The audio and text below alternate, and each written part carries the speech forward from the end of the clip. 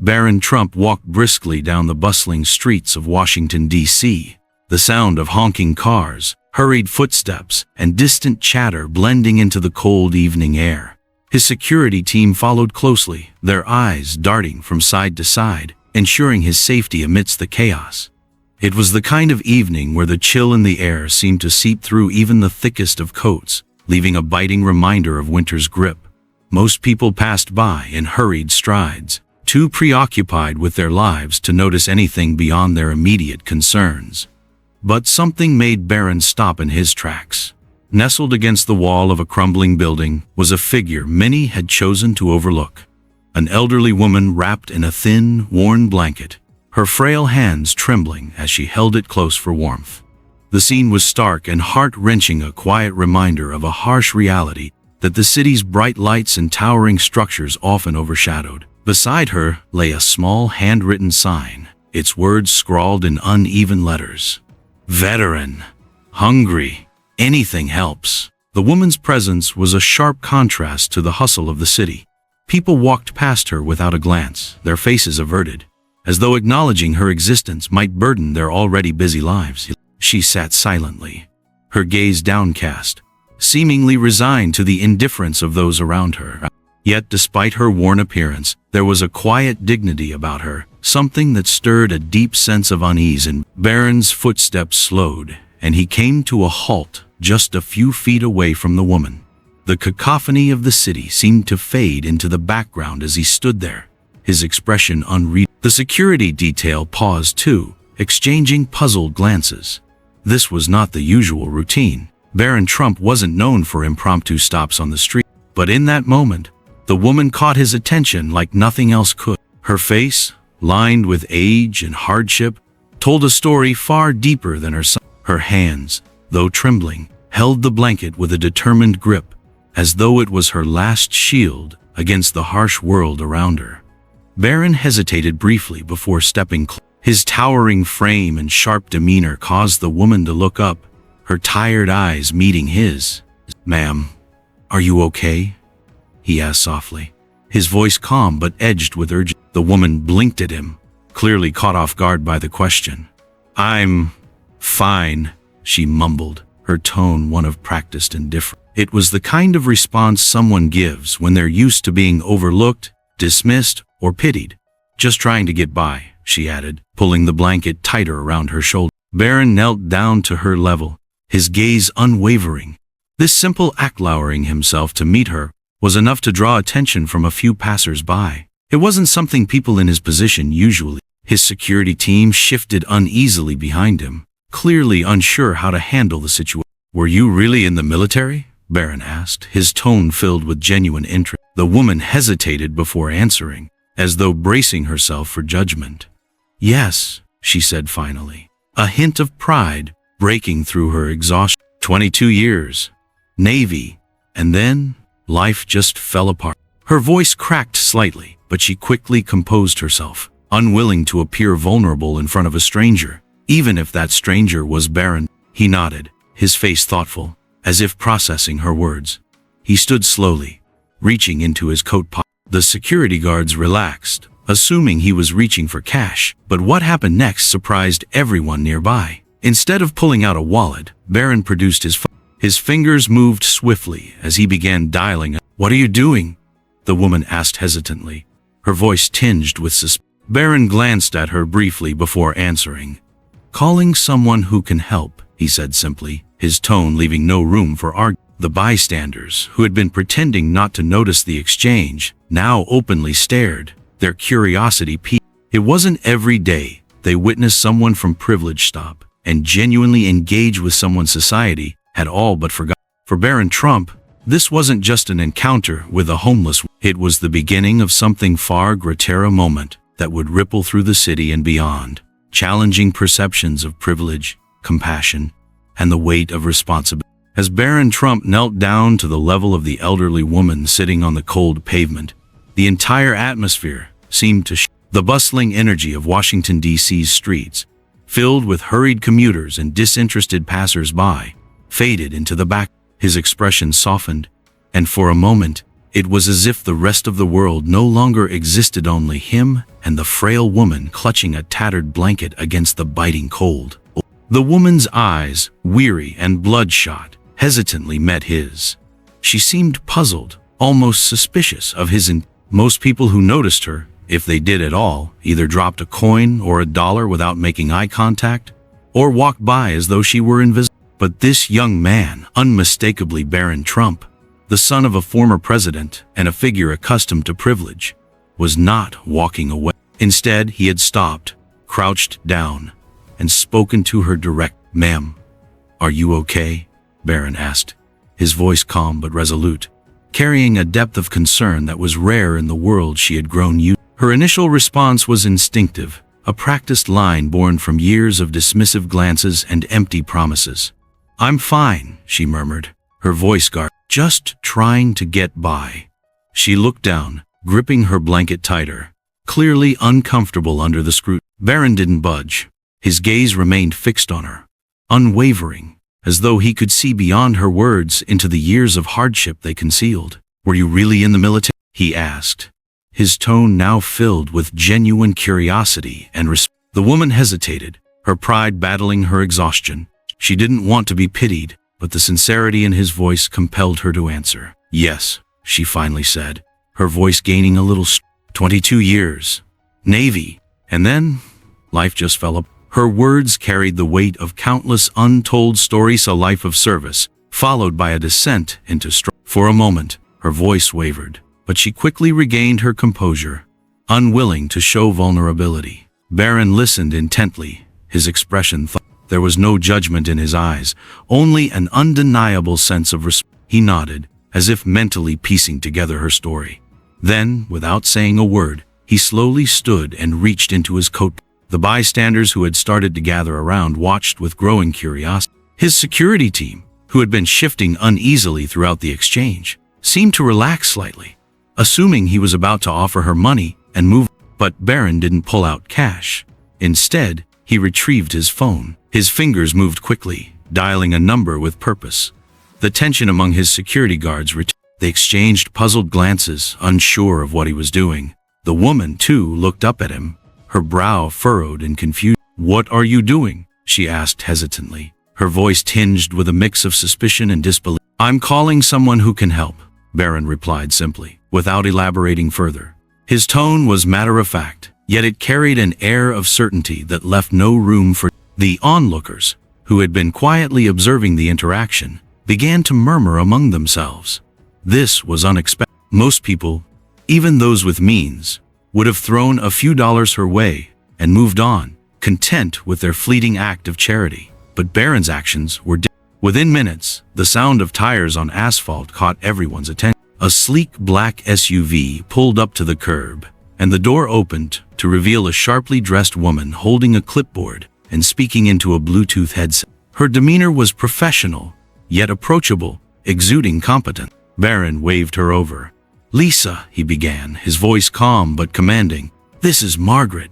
He turned back to the elderly woman. "I didn't catch your name earlier." "Margaret," she said softly, still unsure of what was happening. "She served in the Navy for over 2 decades, Barron continued.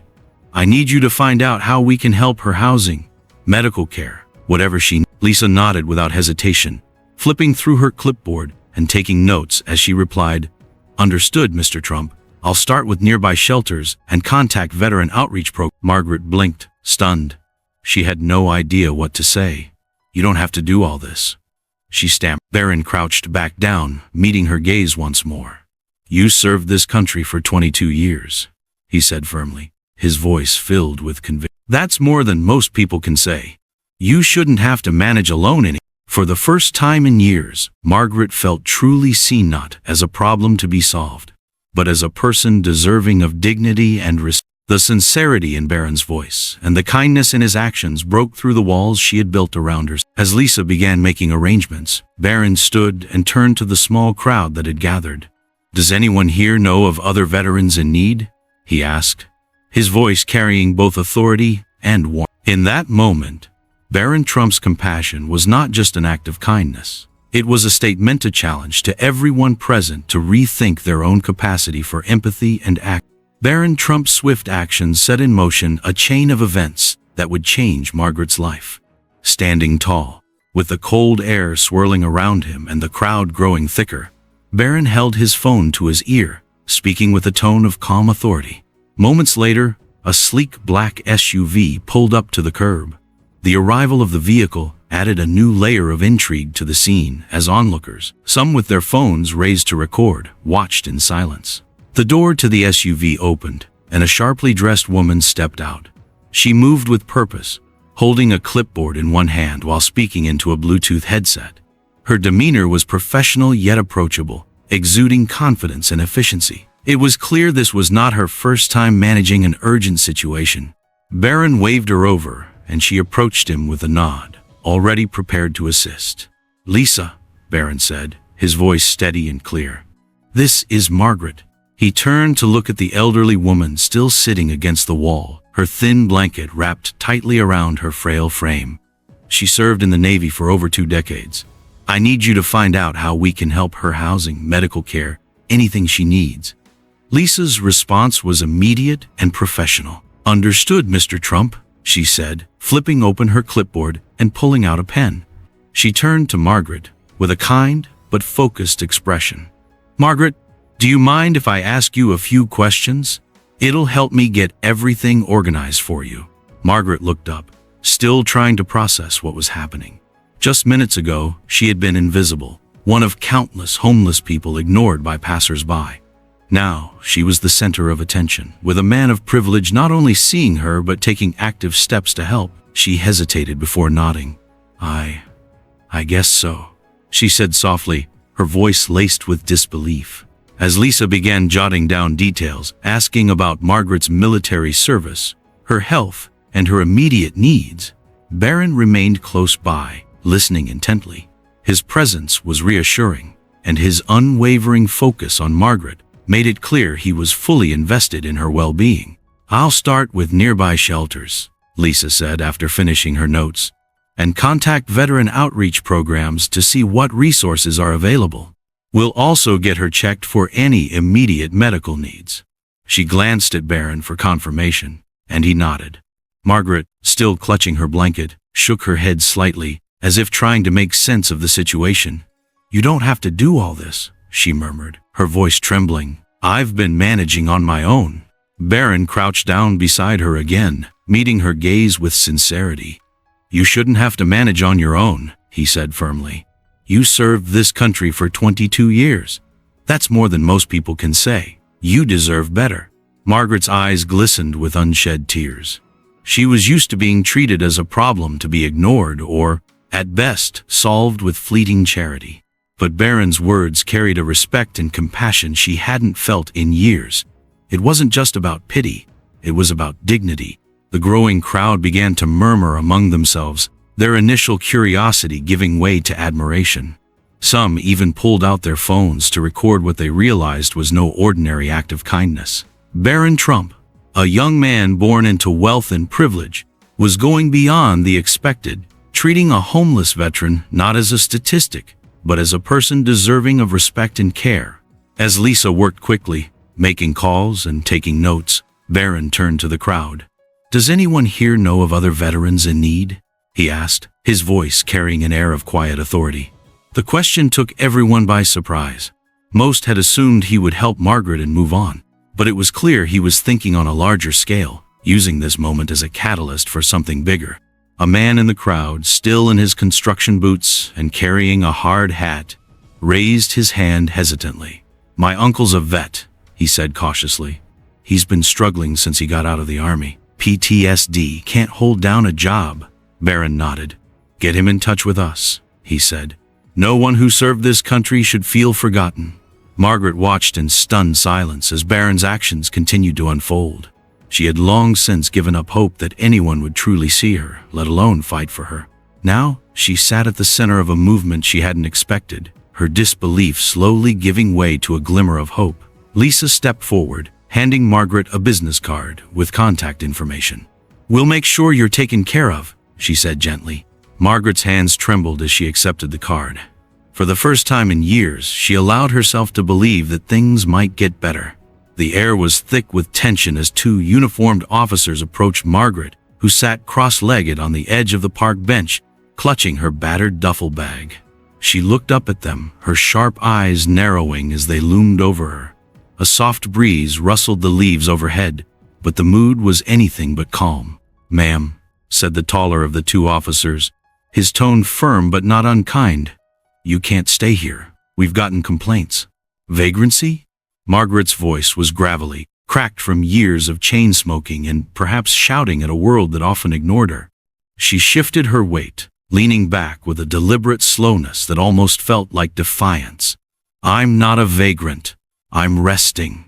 The other officer, shorter but stockier, folded his arms. "This area isn't zoned for people to loiter all day. You'll have to move along." The words hung in the air like a thinly veiled threat. A small crowd had started to gather nearby, drawn by the subtle hum of conflict. Among them was Barron, a man whose tall, wiry frame seemed at odds with the quiet intensity in his expression. He'd been watching from the shadows of a nearby tree, his book long forgotten on the bench beside him. As the officers moved to take Margaret by the arm, Barron stepped forward, his voice cutting through the tension like a knife. "Excuse me, officers, what exactly do you think you're doing?" The taller officer glanced over his shoulder, momentarily taken aback by the interruption. "Sir, this doesn't concern you." Barron's dark eyes flashed with indignation. "It concerns me when a woman who's done more for this country than most people could ever dream of is treated like a nuisance. Do you even know who she is?" Margaret, still clutching her bag, glanced up at Barron with a mixture of surprise and suspicion. She hadn't expected anyone to intervene, she never did. Life had taught her that most people preferred to look the other way. "She's violating city ordinances," the shorter officer replied, his tone growing sharper. "That's who she is. She's a veteran," Barron shot back, his voice rising slightly. "She served 2 tours overseas. She gave everything for this country. And now you're trying to remove her from a public bench as if she's trash?" The taller officer hesitated, his gaze flickering between Barron and Margaret. "That doesn't change the fact that—" "It changes everything," Barron interrupted, stepping closer. "You're supposed to protect and serve, not harass people who've already given too much. Where's the humanity in what you're doing right now?" The crowd murmured in agreement, emboldened by Barron's words. The tension thickened as the officers exchanged a glance. For a moment, it seemed as though they might push back. But then the taller one sighed and gestured to his partner. "Let's go. We've got bigger issues to deal with."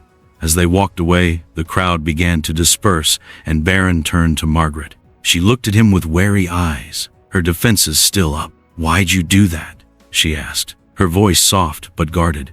Barron smiled faintly. "Because someone had to." Margaret said nothing, but her grip on the duffel bag relaxed slightly.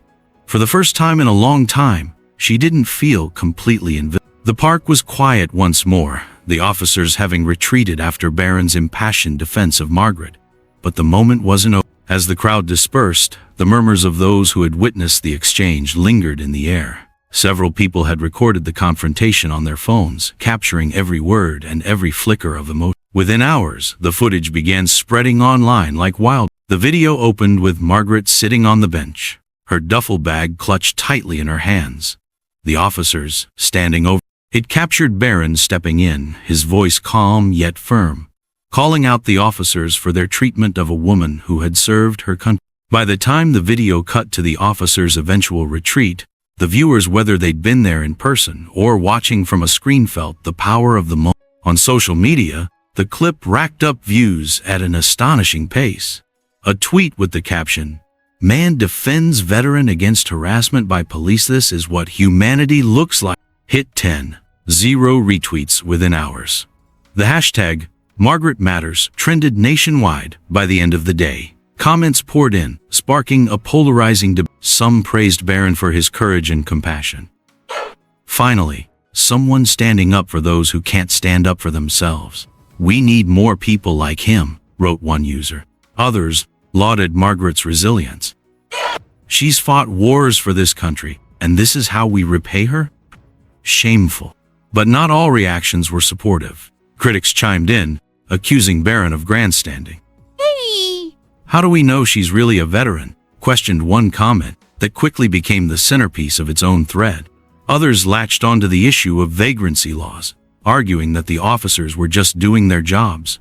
"It's not about her past service, it's about keeping public spaces safe and clean. This guy just made it harder for law enforcement to do their job." The divide deepened when mainstream media picked up the story. News outlets interviewed witnesses, rehashed Barron's words, and featured photos of Margaret some candid, others unflattering. One reporter managed to track down Margaret's military records, confirming she had indeed served 2 tours overseas as a medic. That discovery shifted public opinion slightly, turning some skeptics into reluctant supporters. The discussion expanded beyond Margaret herself. Pundits and columnists debated broader themes. What responsibilities did society have to its most vulnerable citizens? Why did veterans so often end up homeless? And at what point did enforcing laws cross the line into a lack of compassion? Celebrities added their voices, amplifying the conversation. A well-known actor tweeted, "This isn't just about one woman on a bench, it's about a broken system. Margaret matters." Donations began pouring into local veterans organizations, with some tagging Barron directly and calling him a hero. A crowdfunding campaign started in Margaret's name surpassed its 50-0 goal in less than 48 hours. Through it all, Margaret herself remained quiet. The park bench was empty the next morning, its occupant having disappeared. Some speculated she didn't want the attention, others feared she had been overwhelmed by the sudden spotlight. Barron refused interviews, insisting that his actions weren't about fame. "I did what anyone should do," he told one journalist via email. The fact that it's seen as extraordinary is part of the problem. Weeks later, the internet's fervor began to die down, but the echoes of the moment lingered. Margaret's story became a flashpoint, a symbol of how society wrestled with issues of privilege, responsibility, and compassion in a world increasingly mediated by screen. In the end, the viral impact of the video wasn't just about Margaret or Barron or even the officers. It was a mirror, reflecting the best and worst of humanity and leaving everyone who saw it to wrestle with what they'd do in the same situation. The storm that followed the viral video of Margaret and Barron's encounter with the police was both deafening and relentless. While many rallied around Margaret's plight, others viewed her as a symbol of systemic decay, a convenient scapegoat for debates about homelessness, public order, and the limitations of compassion. The backlash came swiftly, and Margaret found herself at the center of a swirling controversy about her identity. The accusations began in the shadowy corners of the internet. Detractors claimed Margaret was not a veteran, citing her disheveled appearance and erratic demeanor as evidence that she was a fraud. Conspiracy theories blossomed. A grainy photo of a woman who looked vaguely like Margaret surfaced online, accompanied by claims that she had been arrested years ago for panhandling in another city. Soon, news outlets picked up the thread, amplifying the questions about her story. Commentators debated whether Margaret was the genuine article or merely someone seeking pity, and whether Barron had been duped in his passionate defense. Barron, however, refused to falter. He didn't care about the noise online. He knew what he saw in Margaret's eyes during that fateful encounter in the park. There was a weight to her words, a dignity in her defiance. "Even if the world doubts her," he told Lisa, his longtime friend and partner in advocacy, "I won't." Lisa, a former journalist with a knack for research, took on the task of proving Margaret's veteran status. Together, Barron and Lisa worked tirelessly to piece together Margaret's life story. The process was painstaking, complicated by Margaret's reluctance to share details about her past. But, after days of gentle persuasion, they earned her trust. She handed over a faded military ID card from her duffel bag, of precious artifacts she had kept hidden for years. The name on the card, Margaret Ann Grayson, was all they needed. Lisa delved into military archives, spending hours combing through old records.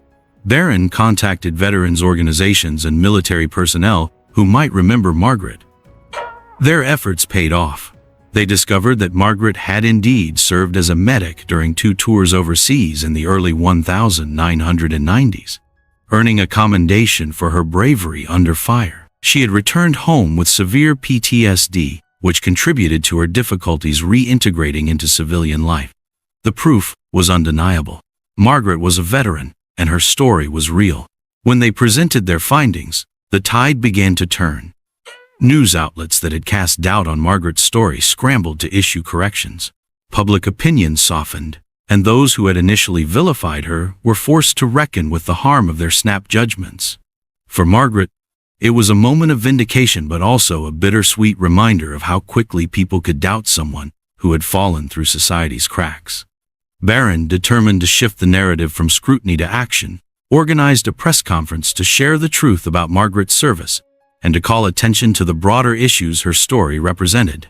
The small community center where the event was held overflowed with reporters, advocates, and curious members of the public. Cameras flashed as Margaret, now wearing a clean, donated blouse and blazer, stood beside Barron. Though she still seemed wary of the attention, her shoulders were squared with a quiet resolve. Barron took the podium. The room fell silent as he adjusted the microphone and began to speak. Margaret Grayson is a name you all know now, he started, his voice steady and firm. You know her as the woman on a park bench, the woman who was told she didn't belong in a public space. But what you may not realize is that Margaret is also a decorated veteran, a medic who saved lives on the battlefield, who endured horrors most of us can't even imagine. And yet, when she needed help, when she needed compassion, she was met with suspicion and hostility. He paused, letting the words sink in. Margaret's story isn't unique. It's the story of thousands of veterans who return home to a country that forgets them. It's the story of countless people who are judged not by their humanity, but by their circumstances. And it's a story that should make all of us uncomfortable. Barron's voice grew more impassioned as he continued. Our society is quick to celebrate service, but slow to repay it. We praise the idea of sacrifice, but we look away when the people who've sacrificed the most need help. This isn't just about Margaret. This is about who we are as a people. Are we a nation that only values human beings when they fit neatly into a box? Or are we a nation that believes in unconditional compassion? The room erupted into applause.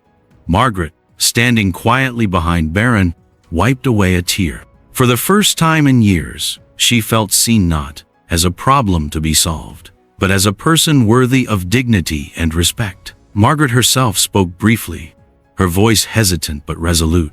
I'm not a hero, she said. I just did my job, but I shouldn't have to fight this hard just to survive. None of us should.